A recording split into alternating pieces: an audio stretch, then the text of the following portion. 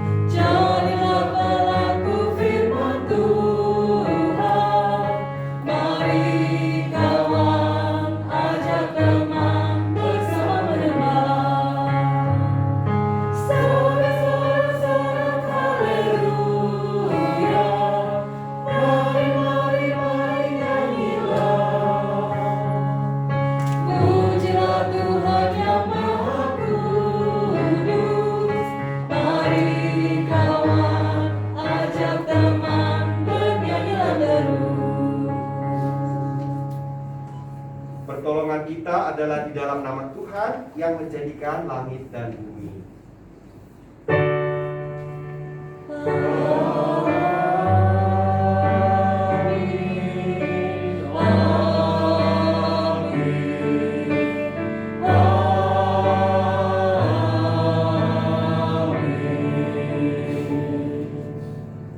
Tuhan besertamu. Tuhan besertamu juga.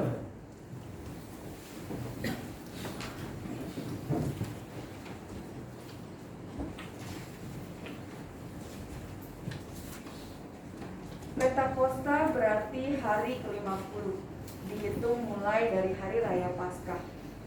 Pada awalnya, di Perjanjian Lama, hari raya Pentakosta dikenal sebagai perayaan pengucapan syukur atas hasil panen gandum. Sementara dalam Perjanjian Baru diperingati sebagai pencurahan Roh Kudus. Saat ini kita memaknai sebagai pencurahan Roh Kudus sekaligus pengucapan syukur tahunan. Kita bersyukur atas kasih setia dan penyertaan Tuhan dalam kehidupan kita.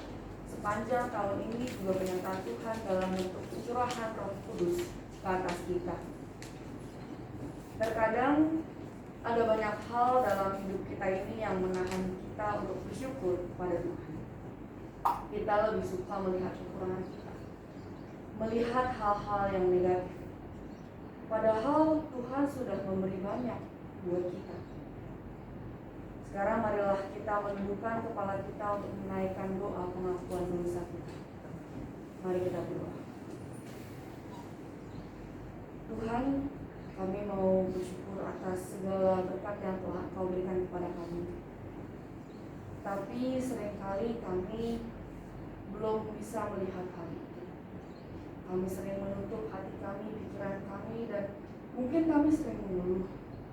Kami tidak melihat betapa besar berkat dalam kehidupan kami. Tuhan, kami mohon ampun. Tuhan, tolong ampunilah segala kesalahan yang kami perbuat, yang mungkin kami lakukan secara sengaja maupun yang tidak sengaja. Tuhan, tolong ajarlah kami agar kami bisa lebih bersyukur, agar kami bisa lebih melihat berkat-Mu yang melimpah dalam kehidupan kami.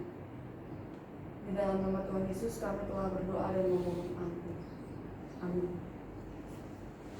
Oh Tuhanku, Kau datang ke dunia, yang kami dosa.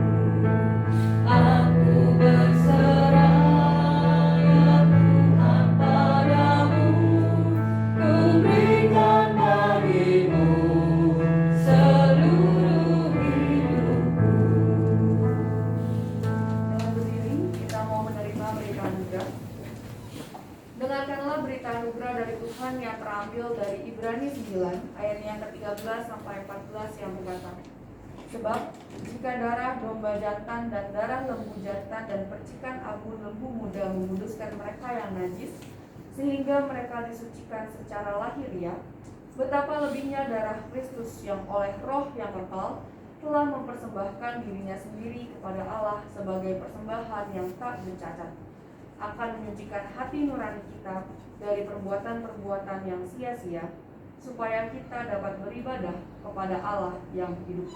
Demikianlah berita anugerah dari Tuhan. Syukur kepada Allah. Damai Tuhan besertamu. Damai Tuhan besertamu. Rindukah engkau mendapat berkat Tuhan?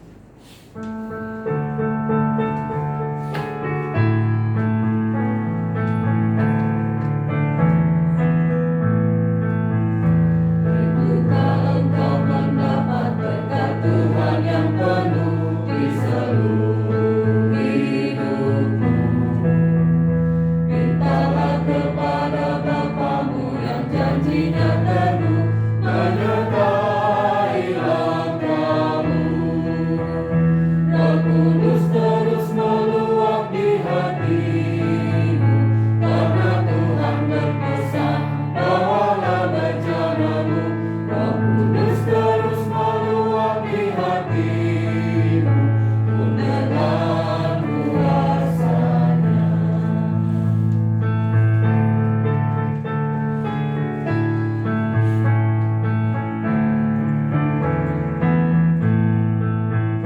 Bawalah bejanamu yang kosong pada penebus, wahai kawan yang lesu.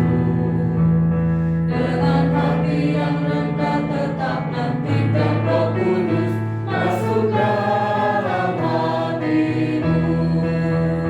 Roh Kudus terus meluap di hatimu, karena Tuhan berpesan, bawalah bejanamu.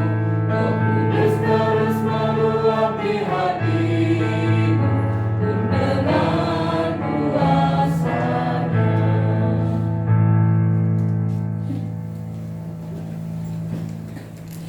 Sebelum kita membaca bagian dari Alkitab, mari kita mohon pertolongan Roh Tuhan yang kudus. Kita berdoa.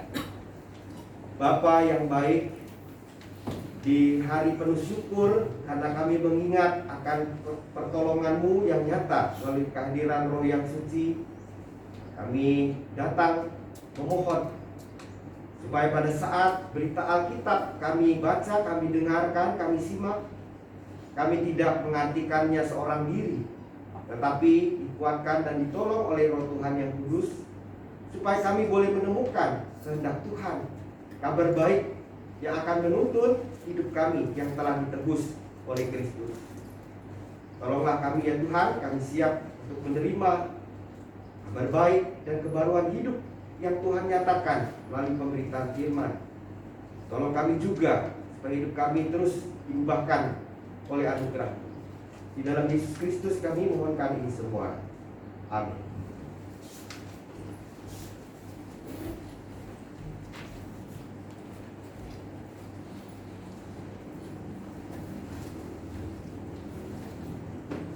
Yang pertama terambil dari Kisah Para Rasul 2 ayat 1 sampai 21.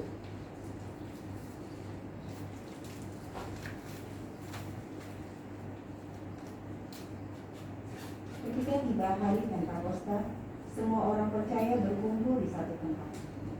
Tiba-tiba turunlah dari langit suatu bunyi seperti tiupan angin keras yang memenuhi seluruh rumah di mana mereka duduk. Dan tampaklah kepada mereka lidah-lidah seperti nyala api yang berterarang dan hinggap pada mereka masing-masing. Maka penuhlah mereka dengan Roh Kudus, lalu mereka mulai berkata-kata dalam bahasa-bahasa lain, seperti yang diberikan oleh Roh itu kepada mereka untuk mengatakannya. Waktu itu di Yerusalem diam orang-orang Yahudi yang saleh dari segala bangsa di bawah kolong langit.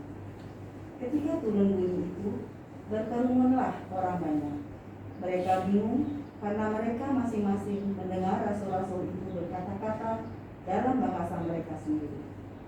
Mereka semua tercengang-cengang dan heran, lalu berkata, Bukankah mereka semua yang berkata-kata itu orang Galilea? Bagaimana mungkin kita masing-masing mendengar mereka berkata-kata dalam bahasa kita sendiri, yaitu bahasa yang kita pakai di negeri asal kita? Kita orang Partia, Media, Elam, penduduk Mesopotamia, Yudea dan Kapadokia, Pontus dan Asia, Frigia dan Pamfilia, Mesir dan daerah-daerah Libya yang berdekatan dengan Kirene, pendatang-pendatang dari Roma, baik orang Yahudi maupun penganut agama Yahudi, orang Kreta dan orang Arab. Kita mendengar mereka berkata-kata dalam bahasa kita sendiri tentang perbuatan-perbuatan besar yang dilakukan Allah. Mereka semuanya tercengang-cengang dan sangat termangu-mangu sambil berkata seorang kepada yang lain, "Apakah artinya ini?" Tetapi orang lain menyindir, "Mereka sedang mabuk oleh anggur manis." Maka bangkitlah Petrus berdiri dengan ke-11 rasul itu, dan dengan suara nyaring ia berkata kepada mereka, "Hai kamu orang Yahudi, dan kamu semua yang tinggal di Yerusalem, ketahuilah dan camkanlah perkataanku ini. Orang-orang ini tidak mabuk seperti yang kamu sangka, karena hari baru pukul 9. Tetapi itulah yang difirmankan Allah dengan perantaraan Nabi Yoel akan terjadi pada hari-hari terakhir. Demikianlah firman Allah, bahwa aku akan mencurahkan rohku ke atas semua manusia. Maka anak-anakmu laki-laki dan perempuan akan bernubuat, dan teruna-terunamu akan mendapat penglihatan-penglihatan, dan orang-orangmu yang tua akan mendapat mimpi. Juga ke atas hamba-hambaku laki-laki dan perempuan akan kucurahkan rohku pada hari-hari itu, dan mereka akan bernubuat.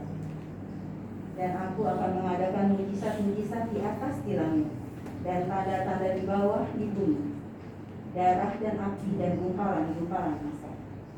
Matahari akan berubah menjadi gelap gulita, dan bulan menjadi darah, sebelum datangnya hari Tuhan, hari yang besar dan mulia itu.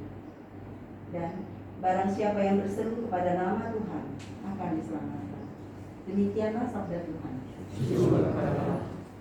Marilah kita menanggapinya dengan membaca secara berbalasan dari Mazmur 104 ayat 24 sampai 35.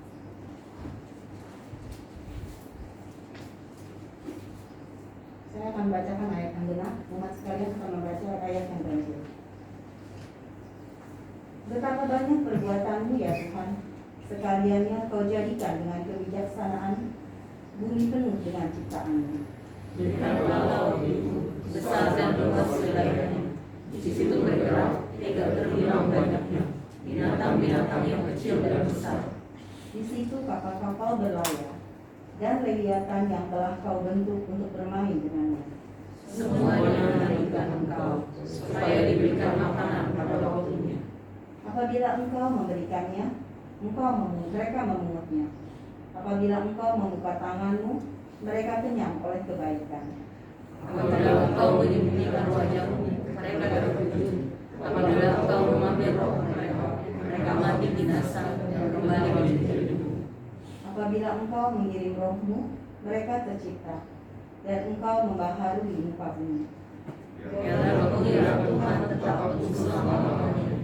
Biarlah Tuhan bersukacita karena perbuatan-perbuatannya. Dia yang memandang bumi sehingga bergetar, yang menyentuh gunung-gunung sehingga berasap. Aku hendak bernyanyi bagi Tuhan selama aku hidup. Aku hendak bermazmur bagi Allahku selamanya. Dialah renunganku manis kedengaran kepadanya. Aku hendak bersukacita karena Tuhan. Biarlah habis orang-orang berdosa dari bumi, dan biarlah orang fasik tidak ada lagi. Puji kepada Tuhan. Haleluya. Bacaan kedua terambil dari Roma 8 ayat yang ke-22 sampai 27.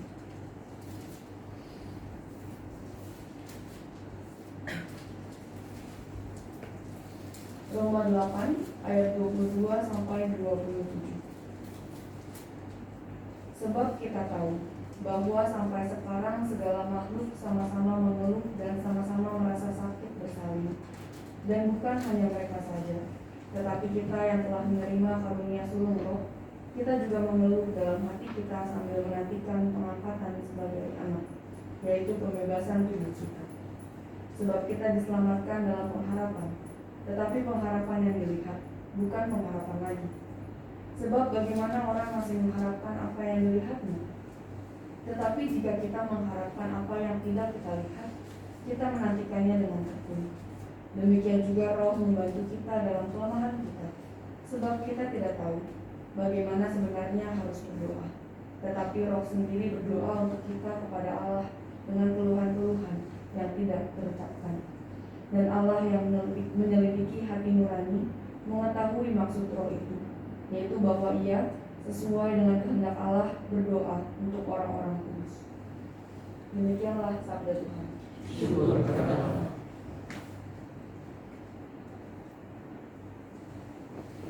Bacaan Injil diambil dari kitab Injil Tuhan Yesus Kristus menurut Yohanes pasal 15 ayat 26 dan 27, dilanjutkan pasal 16 ayat 4b sampai 15. Yohanes pasal 15 ayat 26-27, dilanjutkan pasal 16 ayat 4b sampai 15.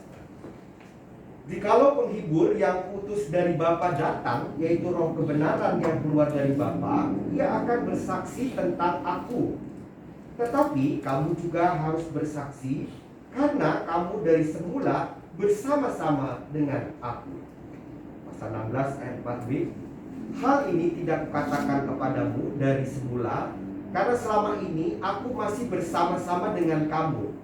Tetapi sekarang Aku pergi kepada Dia yang telah mengutus Aku, dan tiada seorang pun di antara kamu yang bertanya kepadaku, kemana Engkau pergi?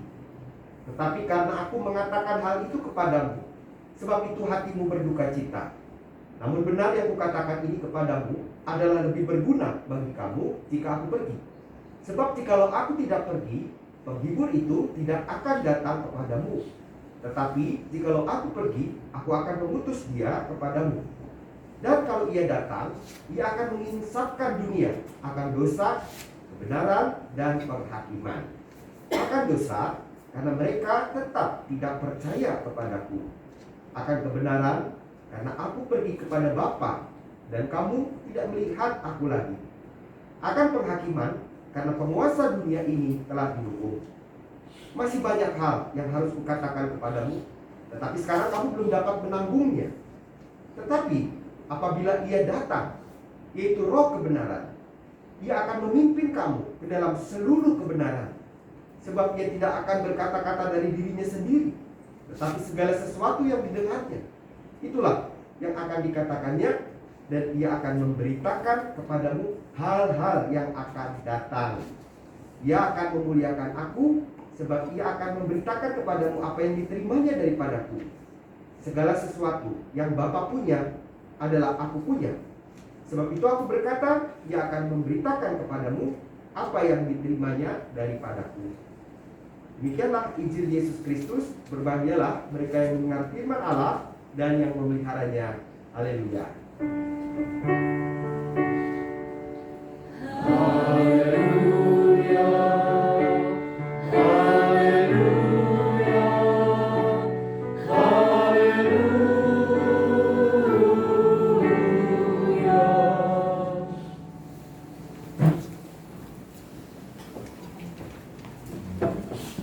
Ibu bapak, saudari-saudara yang dikasih Tuhan, seberapa sulit sih hidup kita berubah? Itu jawabannya tergantung. Di GKI sudah menjadi kebiasaan di mimbar ya, dihias dengan ini ya, termasuk di pos kita juga ada sayur-sayuran, ada buah-buahan, menandakan bahwa kita mengingat kekayaan tradisi bersyukur ya, yang dilakukan oleh umat Tuhan di Perjanjian Lama. Kita juga bersyukur, biasanya kita memberikan persembahan syukur tahunan, karena sekarang kita tidak lagi meladang ya, kita menggunakan cara-cara lain, intinya tetap bersyukur. Nah, saya pengen tanya ini nih, ibu bapak suka nggak sayur mayur nih? Siapa di sini yang suka? Oh, banyak ya. Siapa yang nggak suka? Nggak ada yang mau aku ini ya. Pak Cindar suka, Pak Cindar? Suka yang bawah. Oh, yang paling bawah ya, Pak Cindar dulu.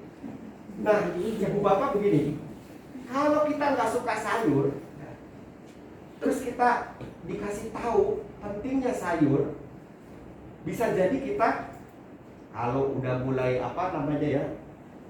yang ngingetin itu pasangan kita setiap hari lagi, ayo makan sayur, ya bisa jadi dia makan sayur. Tapi perubahannya itu karena dari luar ya, terpaksa, biasanya asal kelihatan aja ya.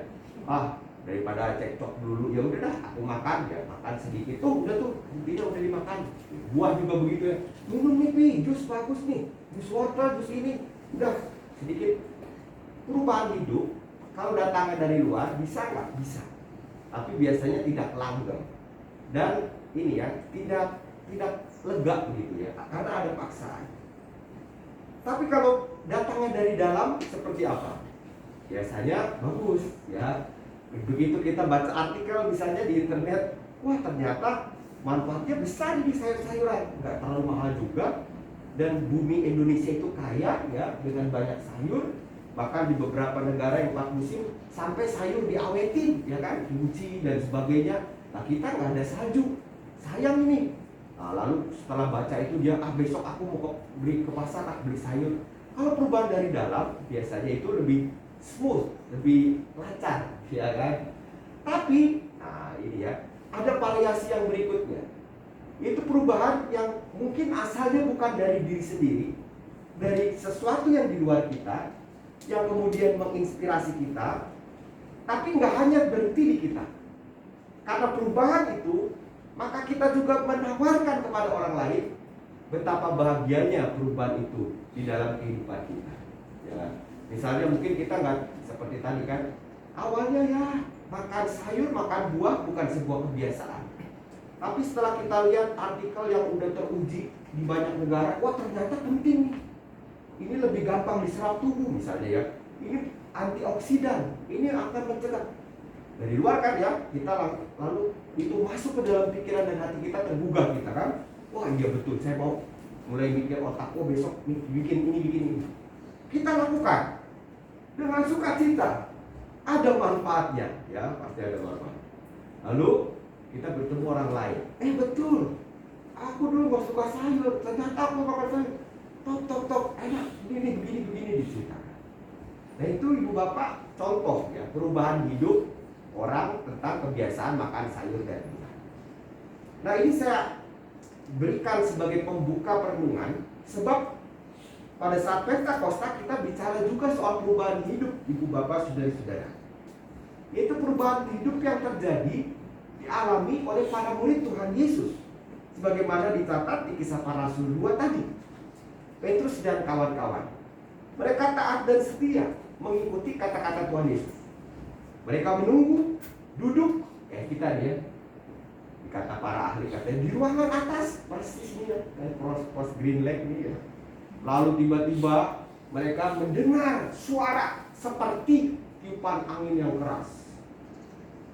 Telinga ya. Lalu lidah-lidah api terlihat mata, ya kan?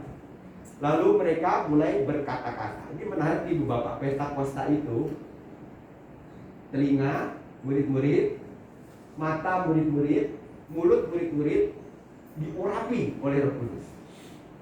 Sehingga ada keajaiban. Hasil akhirnya perubahannya adalah kita tahu apa yang terjadi.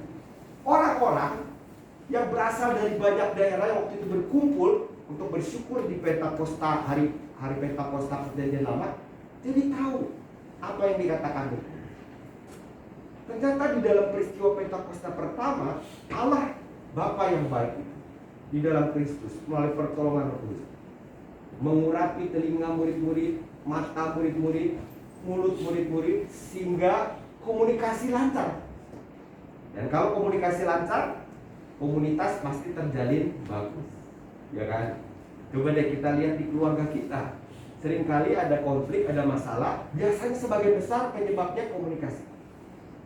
Karena komunikasi nggak lancar. Telinganya dengar apa, mulutnya ngomong apa, ya. Langsung dicerna di sini, dibalas lagi keluarnya ini. Tapi di Pentakosta sadarilah bahwa murid-murid Kristus diurapi, ditolong oleh Roh Kudus, Roh kebenaran. Sehingga cara mereka mencermati itu beda. Ada hasil akhir perubahan hidup yang beda.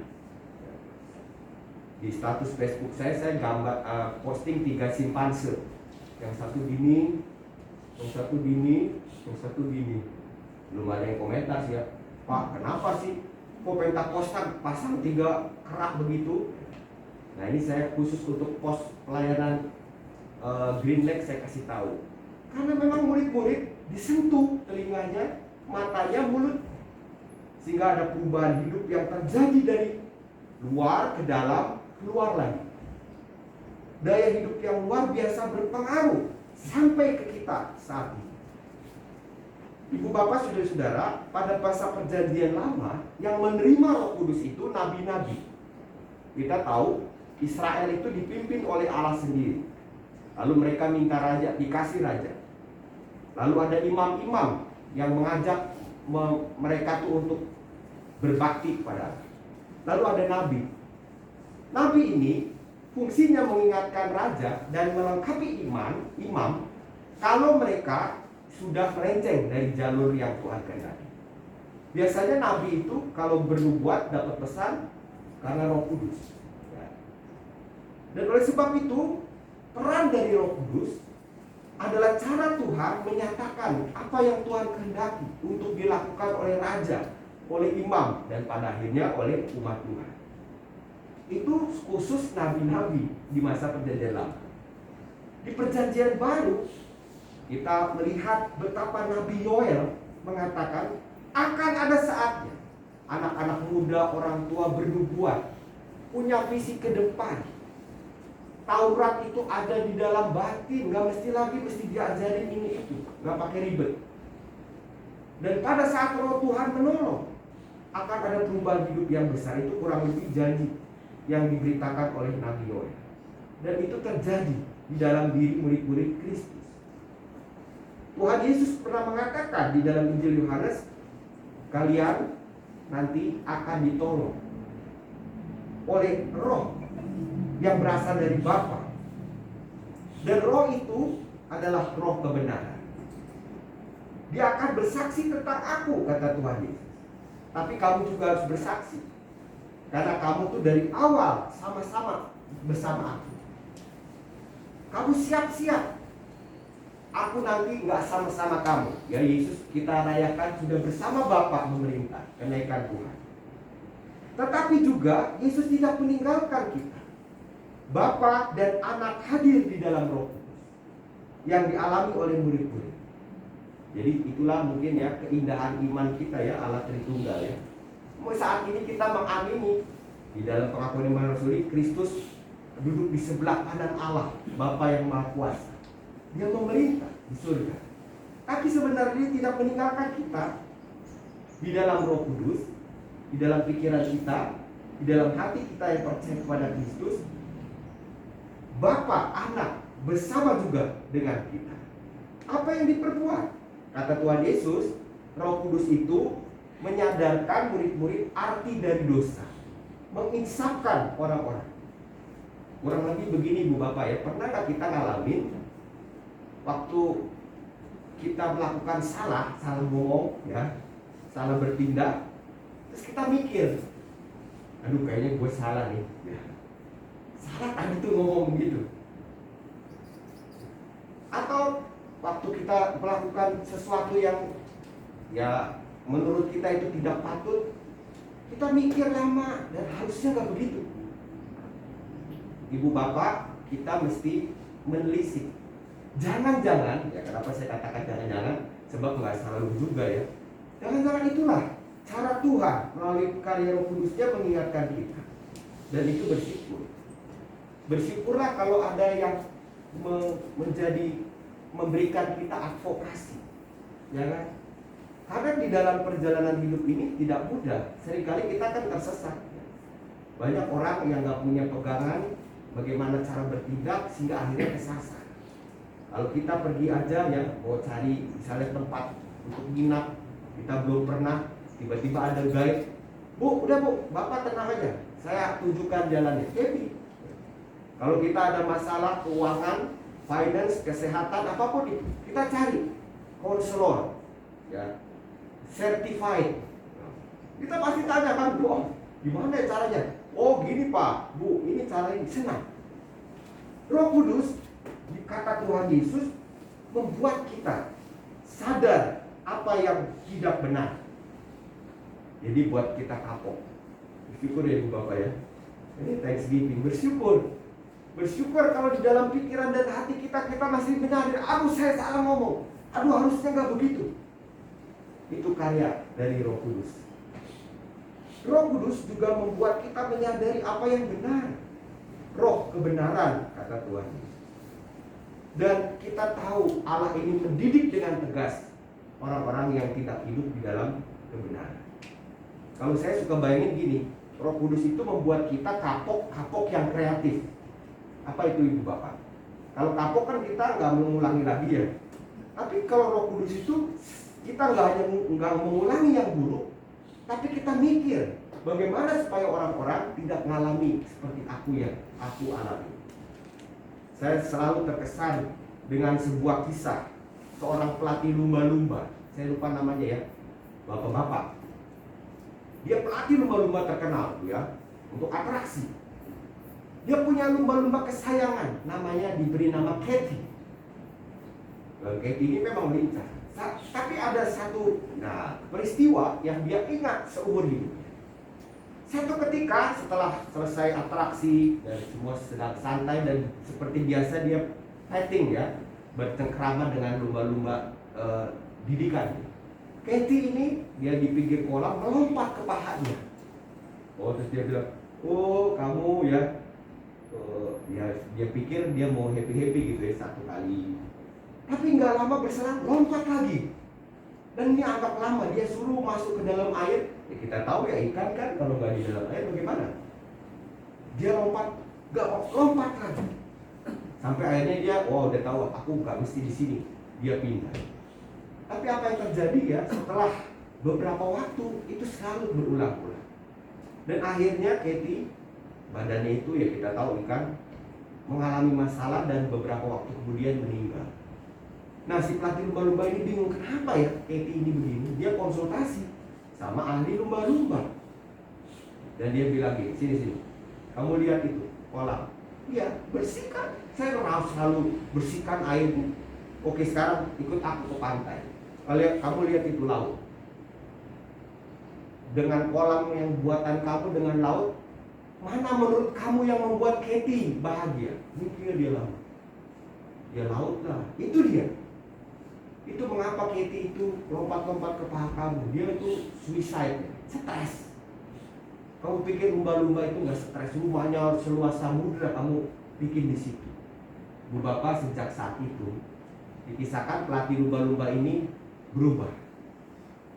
Ada perubahan dari luar awalnya, tapi dari dalam dia tahu ini nggak benar.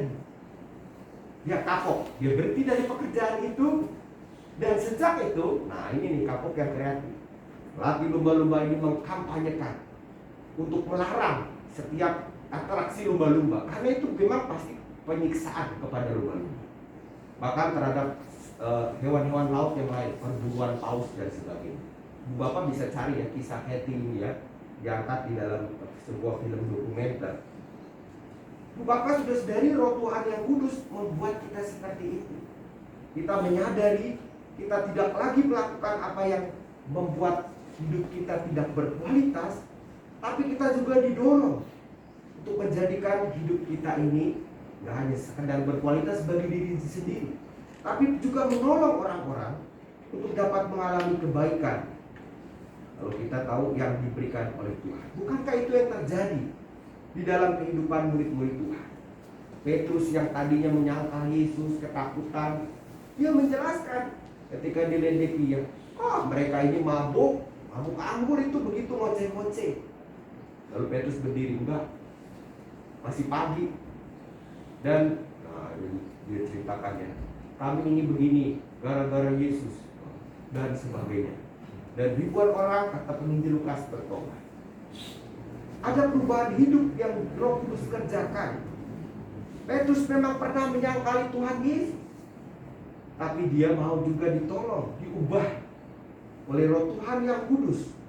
Untuk pada akhirnya nggak sekedar kapok, ada sebuah kreativitas, ada sebuah tindakan mencipta. Kalau saya katakan kreatif itu create, untuk mencipta. Dan bukankah pemazmur mengatakan Roh Tuhan itu mencipta, membalui bumi.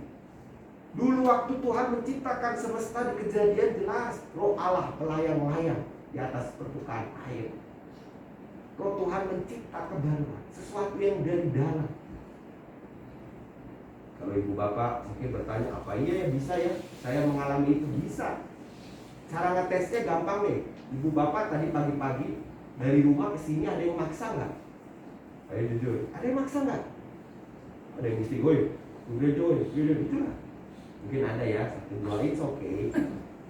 Tapi sebagian besar kan di sini nggak ada yang maksa.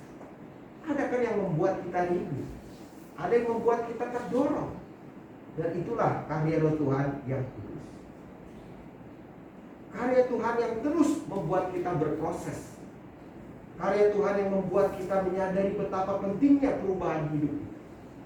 Dari luar diri kita masuk menginspirasi akal budi nurani, sehingga kita melakukan kebenaran seperti Kristus telah menunjukkan bagi hidup kita. Nah, pada akhirnya Bapa dimuliakan. Endingnya kan begitu. Jadi kabar baiknya untuk ibu bapak, saudari-saudari dan saya pada Minggu Pentakosta ini, bahwa kita tidak pernah sendirian. Roh Tuhan yang kudus akan mengingatkan kalau kita salah. Dan bukan hanya itu, kita diinspirasi untuk melakukan yang benar. Saya yakin setiap pendeta, ya yang khotbah di mimbar ini atau dimanapun, ini dua hal itu selalu ada kok. Diingatkan betapa Tuhan baik, dikuatkan, tapi juga dipanggil untuk melakukan yang benar, ya kan? Seperti itu.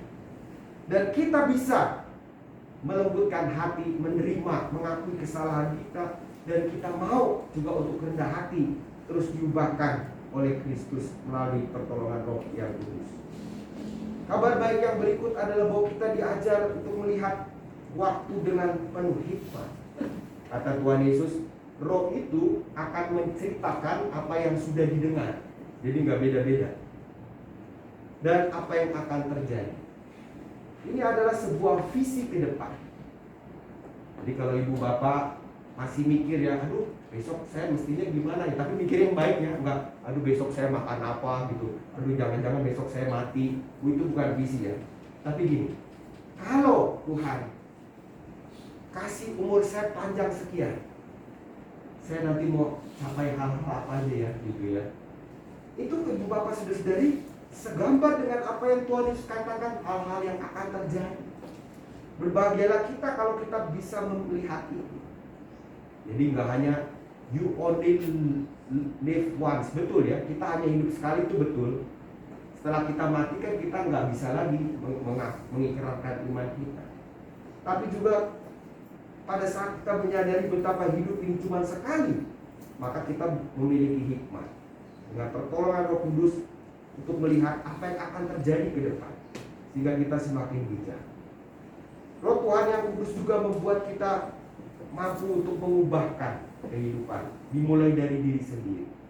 Perubahan yang segede apapun, dimulainya itu selalu dari hal yang kecil, dari diri sendiri, dari sekarang. Itu pasti ya. Dan Roh Kudus menolong ibu bapak, saudari dan saya untuk melakukan. Pertama sekali, yang paling utama, perubahan cara kita berkomunikasi, baik bahasa lisan, tulisan, bahasa tubuh. Kalau murid-murid sudah diubahkan, bagaimana cara mereka dengar, cara mereka melihat, cara mereka bertutur, maka yakinlah Roh Kudus juga nanti akan tolong kita, sehingga waktu pulang ke rumah, cara kita membahasakan apa yang perlu kita bahasakan memiliki dampak.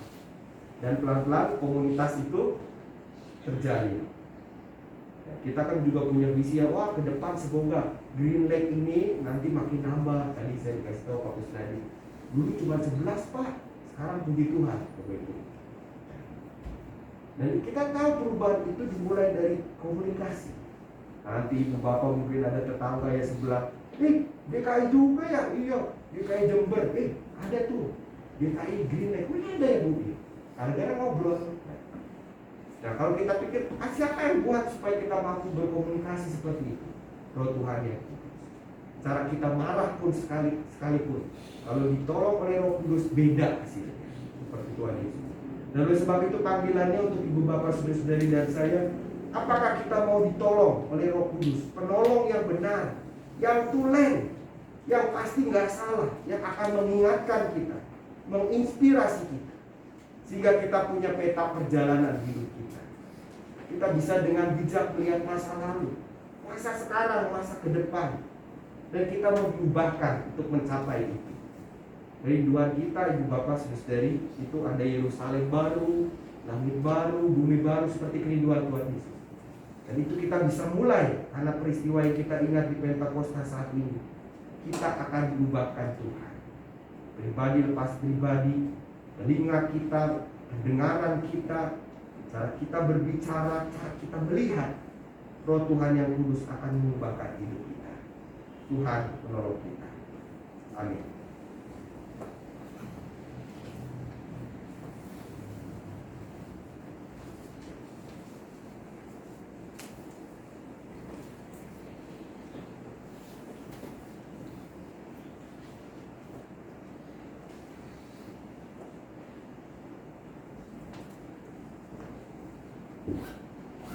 Mari jemaat sekalian kita bangkit berdiri. Kita sama-sama akan mengikrarkan pengakuan kita seturut dengan umat Allah di masa lalu, masa kini dan masa akan datang. Kita mengikrarkan pengakuan percaya kita yang demikian bunyi. Aku percaya kepada Allah, Bapa yang Maha Kuasa, Tuhan langit dan bumi, dan kepada Yesus Kristus, Tuhan kita, yang dikandung oleh Roh Kudus, lahir dari kata-Nya, yang berbicara secara di bawah pemerintahan Pontius Pilatus, disalibkan, mati dan dikuburkan, turun ke dalam kerajaan Allah. Pada hari yang ketiga, bangkit pula dari antara orang mati, naik ke surga, duduk di sebelah kanan Allah, Bapa yang Maha Kuasa, dan dari sana Ia akan datang untuk menghakimi orang yang hidup dan yang mati. Aku percaya pada Roh Kudus, Gereja yang kudus dan am, persekutuan orang kudus, pengampunan dosa, kebangkitan orang mati, dan hidup yang kekal. Amin. Silakan.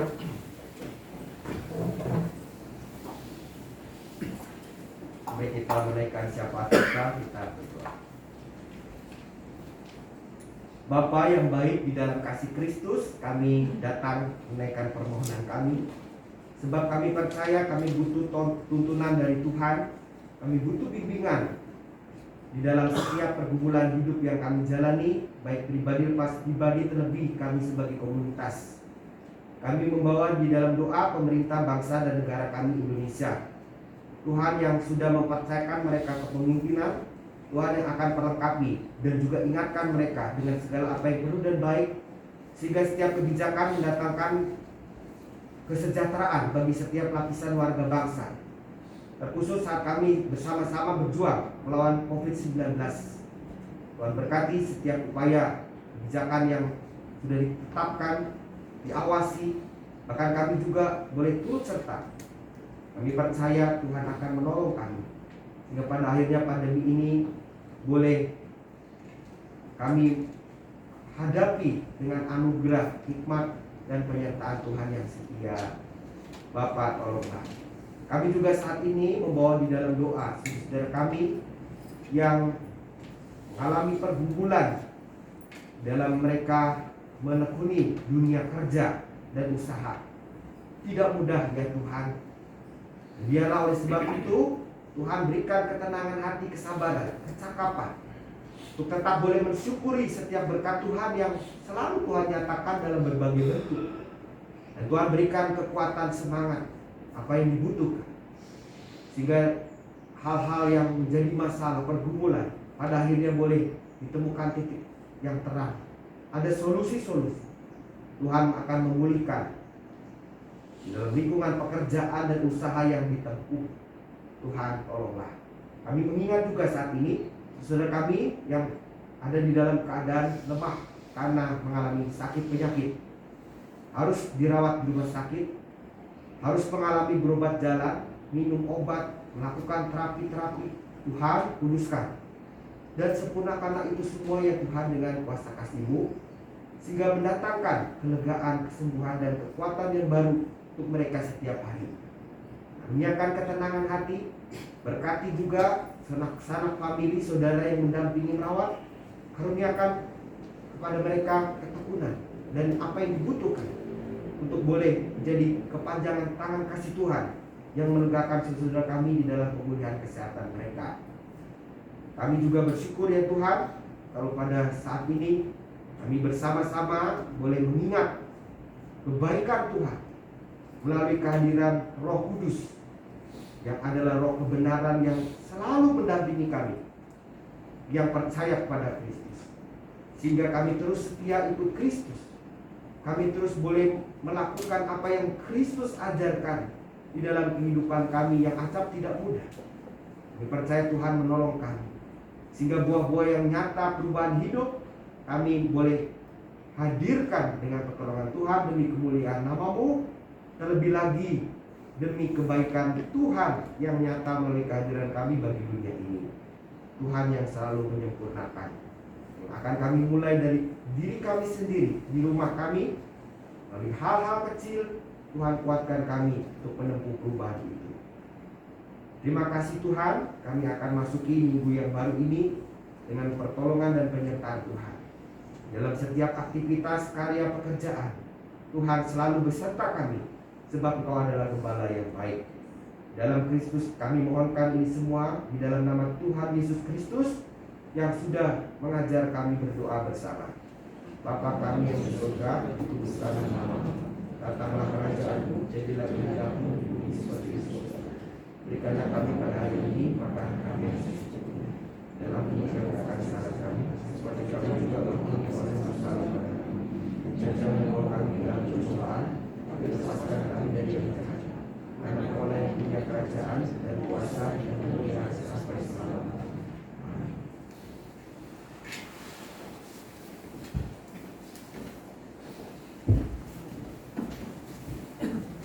Jemaat yang terkasih, kita sampai saatnya untuk memberikan persembahan.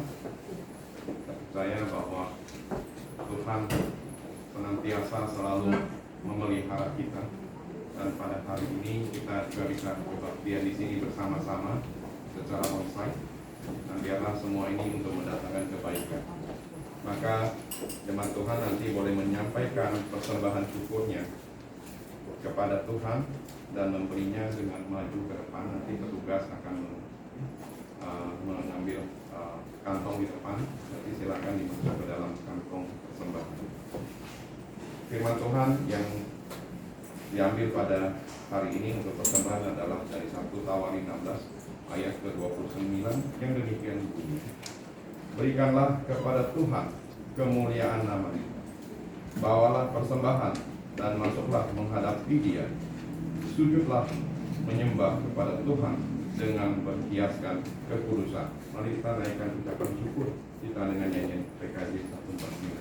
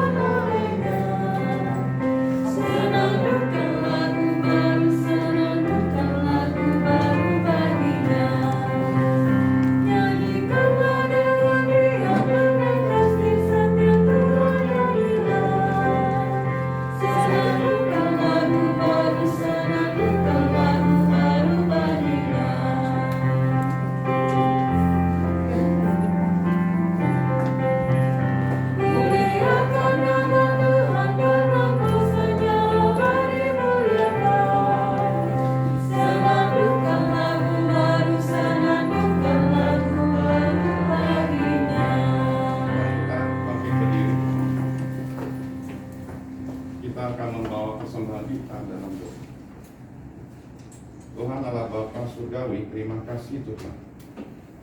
Kami bersyukur karena hari ini adalah hari kami untuk mengingat dan merayakan turunnya Roh Kudus.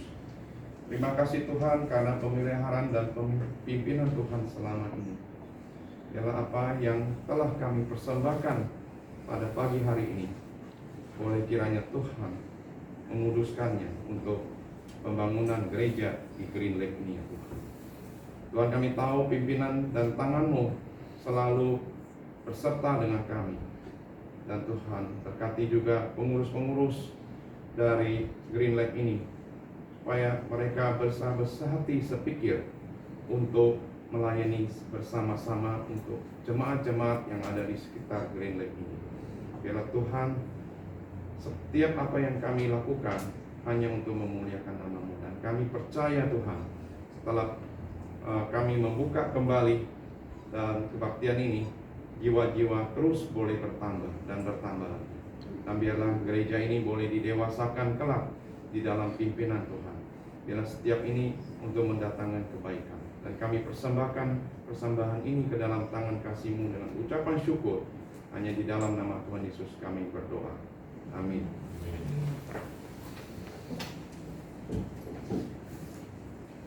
Bersaksi bukan hanya berkata-kata tentang Yesus, namun juga menghidupi Yesus dalam karya dan perilaku kita. Mari kita naikkan apinya berkobar dalam hati.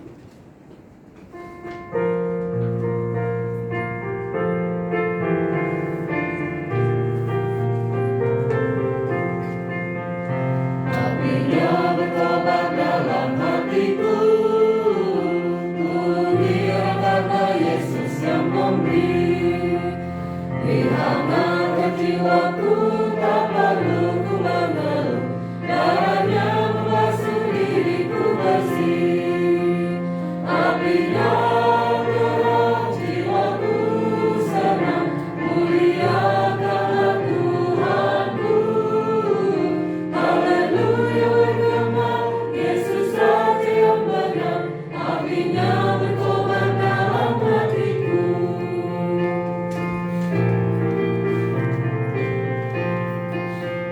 Apinya berkobar dalam hatiku, dinyalakan iman harapanku.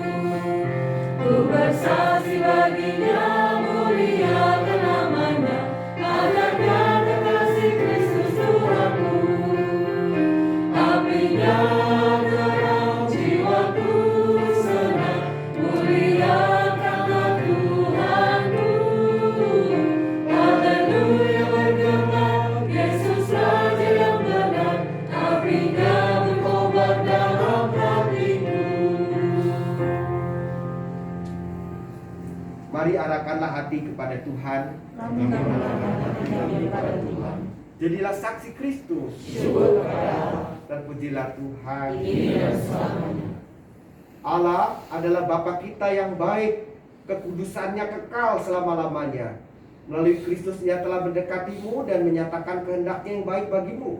Rohnya yang kudus akan tinggal di dalam pikiran dan hatimu, sehingga kamu cakap menghadapi berbagai tantangan yang berupaya menggoncangkan imanmu. Belas kasihan dari Bapa, Anak, dan Roh Kudus melingkupimu, dan apa yang perlu bagimu tercukupi. Kasih setianya akan melengkapi kamu menjadi jalan berkat-Nya untuk segenap ciptaan, mulai sekarang ini sampai kita berjumpa kembali dalam naungan anugerah-Nya. Haleluya, amin.